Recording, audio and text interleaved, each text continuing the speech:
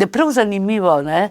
Če si delal, če so kolegice delale v informativnem programu, takrat je bila recimo Danica Simšič, v informativnem, ne so rekli na banki gospa Simšič, ne? Meni so pa rekli, Miša, dober dan, kaj te pa ve. To je čist drug odnos. Meni je bilo to všeč. Ja, ker tam je neka distanca, vsem politika, ne info. Pa ne taka pogostost, ne? In seveda odsotnost smeha, ne?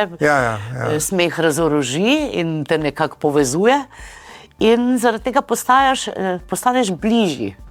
Ja, zdaj si ti del tega domačnosti, ampak a ni to zate tudi breme, ker moraš biti v bistvu zmeraj nasmejana pa dobre volje v resnici?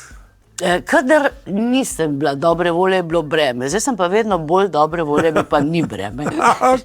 Ker si bolj sproščen, ker je tenzije manj, tudi urnik je veliko bolj diha.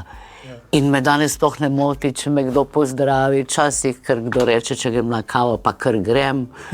In je dobro. Ja.